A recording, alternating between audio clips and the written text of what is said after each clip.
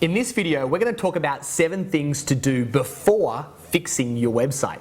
Welcome to Let's Rethink Business, presented by Dale Beaumont and brought to you by businessblueprint.com. The other day I was running a seminar and someone ran up to me during one of the breaks and said, "Can you please help me to fix my website?" I said, "Sure, I'd be happy to, but why would you want to do that?" And the person says, "Because they need to make more money." I said, "Okay, well, tell me a little bit more about your business." And they said that they were a personal trainer. And I said, "Well, if I was a personal trainer, there's a whole bunch of other things that I think that I'd be doing prior to fixing my website."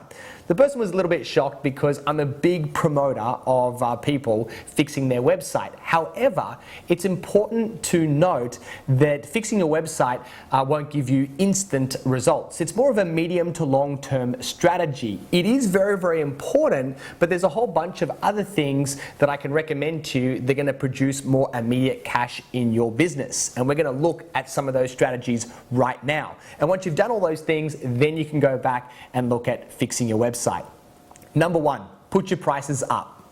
Often business owners fear putting their prices up because they're going to lose clients over it. Now, if you're good at what you do, the vast majority of people will be more than happy to pay 5 or 10% more, as long as you explain why you've increased your prices and as long as you do something to improve the value that you provide to your clients.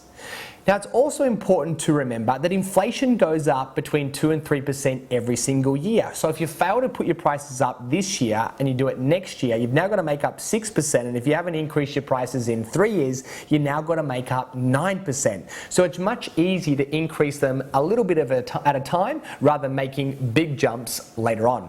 Question for reflection. What else can you do in your business to justify a premium price?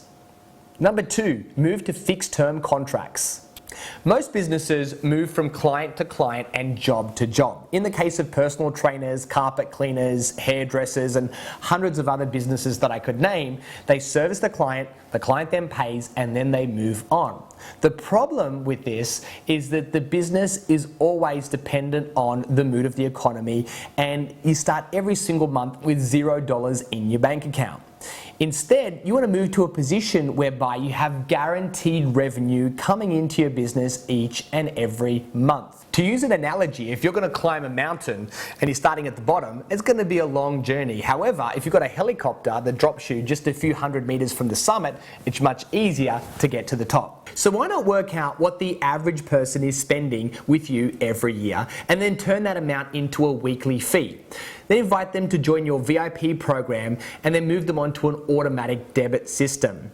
Explain that it's going to save them and you time and money, and as a VIP client, they're going to receive a whole bunch of extra privileges.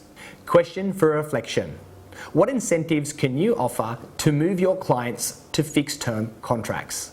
Number 3, ask for referrals. This is an obvious one and it's much easier than setting up a website. Plus, it's free.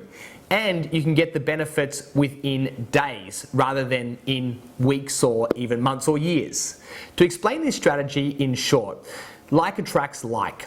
If you have a particular client that you love, chances are they have friends that are going to value the same things that they do.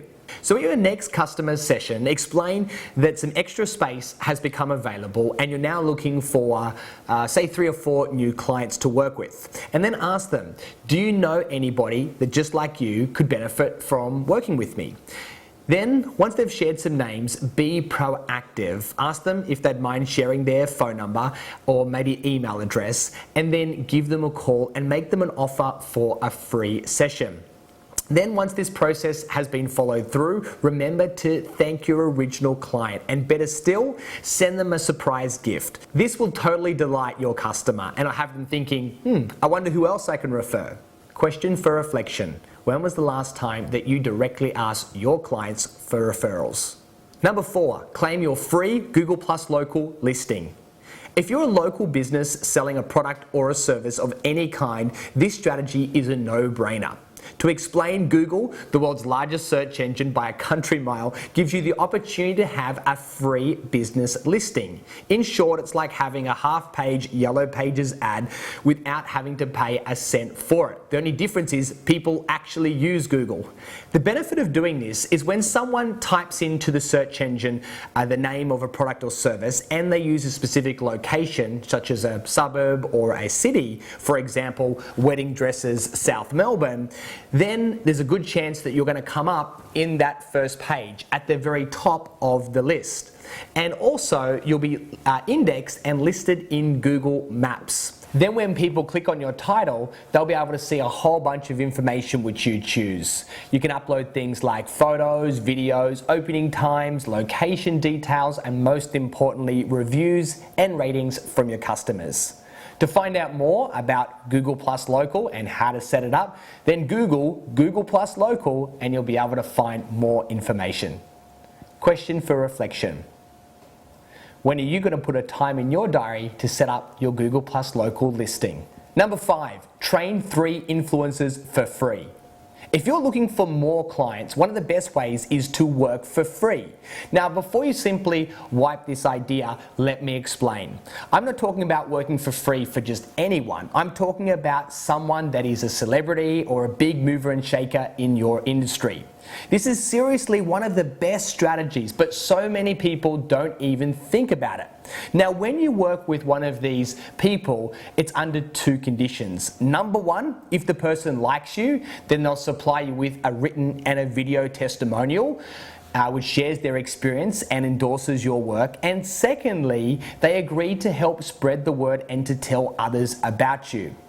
So try to find at least 3 high-profile people. Normally you can get their details on their website, or otherwise you can try contacting them through Facebook or Twitter, or there are a number of directories out there where you can get the details of high-profile people and their agents. And generally, if you're offering someone something for free, they'll be more than happy to chat to you. Question for reflection. Who are 3 people that you proudly work for free? Number 6, offer a group service. There are going to be some people that can afford paying your time one-on-one, but there's going to be a number of other people that simply can't. For these people, consider having a group model. This is where you're able to service more than one client at a time. For this, you'll be charging a lesser price. However, because you are now servicing many clients concurrently, you may be able to earn 2 or 3 times more money than what you would for your normal one-on-one rate. However, because you're going to be servicing many clients concurrently, you may be able to earn 2 or 3 times more than your normal standard rates. Clearly, this is a great win-win scenario. Now you might be thinking, well, that's obvious for a personal trainer, and yes, that's true, but with a little mental gymnastics, you can find that this strategy is applicable to hundreds of other businesses as well. For example, let's just say that you're a wedding planner and your objective is to secure more clients. Let's just say you meet a couple and they really want to work with you, however, they just can't afford your premium price. Rather than just saying goodbye and losing them, you could offer a DIY wedding planner package that's 40% off the normal price. However, they share the experience with, say, 10 other like-minded couples. And to make it easy to manage, you only take in quarterly intakes, and that way people are all at the same point in time.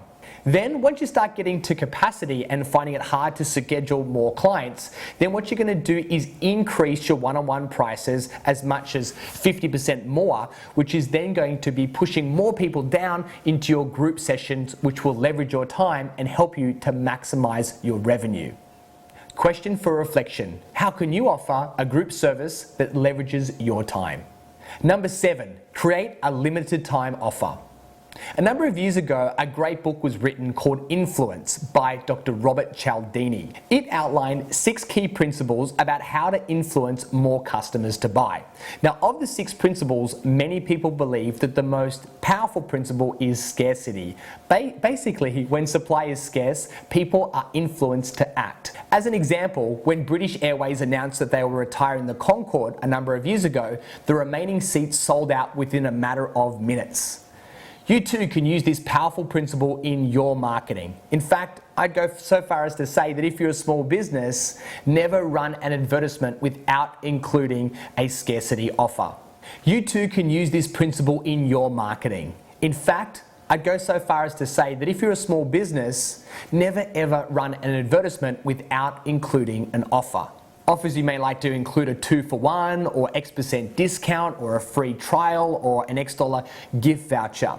That's fine, but always remember to have an offer that includes scarcity.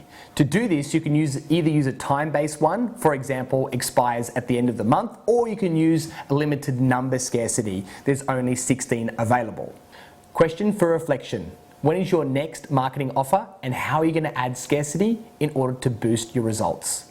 In summary, as mentioned earlier, I'm a big fan of websites. However, success in business is all about finding the balance between generating cash flow for today and implementing strategies that will generate cash flow in 3 months, 6 months, or even 12 months' time.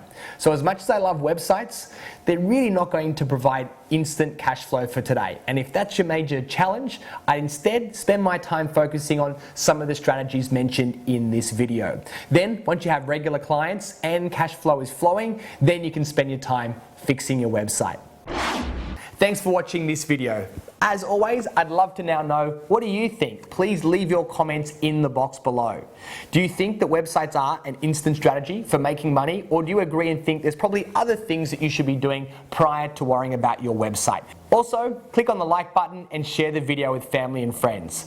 But if you're not already there, go to businessblueprint.com because that's where you're going to be able to subscribe and receive updates on future videos and other special offers. Thanks for watching. See you next time.